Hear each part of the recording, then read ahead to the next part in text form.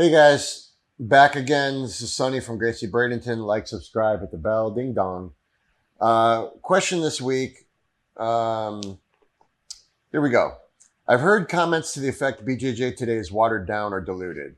That there's so much competition to keep your school open. It's not as hard anymore and is going the way of Taekwondo. But then I've heard it's the opposite, that everyone is learning so much faster because there is so much information out there on YouTube from great instructors, or because there is so many competitions, technique is being developed, pressure tested, refined, etc. So which one is it?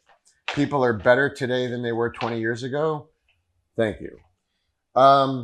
It's not mutually exclusive. It's actually going in both directions. Yes, uh, jiu-jitsu is incredibly diluted, and I've met brown and black belts that I thought, literally, if they didn't tell me their rank, I would thought they were like, decent blue belts. And I'm 48 years old, so that's saying something about how diluted this shit is.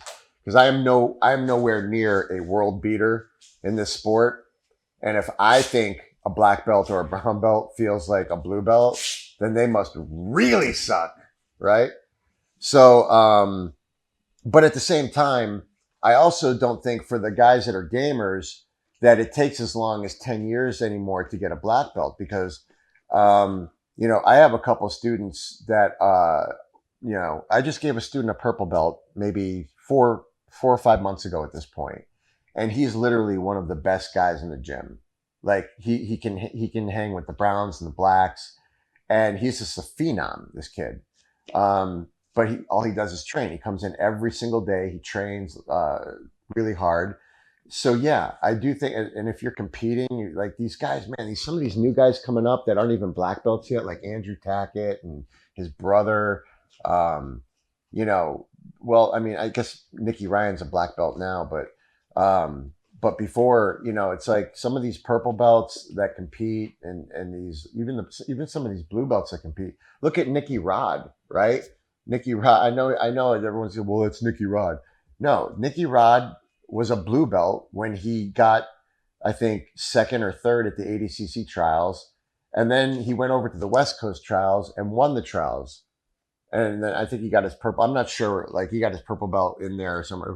It's a very, very uncommon thing for a blue or a purple belt to even place in the trials, let alone win, right? So yeah, I do think that both things are true. I think there are black belts today, some of them second and third degree black belts that, man, I'm like, dude, who gave that guy a black belt? And then there's blue belts that I've seen and I'm like, dude, why isn't this guy a purple belt yet? Why isn't this guy a brown belt yet? Like, holy shit, this guy's really good. So yeah, they're not mutually exclusive ideas, man. They go both ways. And it depends on the instructor. It's all based on, you get one instructor who sucks, right? And he brings up his fleet of students to all suck. And then you've got, he'll promote somebody to black belt and they're going to be worse than him. And then he starts a school and then he brings up his students and then dude, that happens. But at the same time, there's guys out there that are running gyms that are just absolutely tearing up everyone. Like they're bringing out savages every other person that they develop. So it absolutely goes both ways. And I don't think it's mutually exclusive. I hope that answers your question. Like, subscribe, hit the bell, ding dong.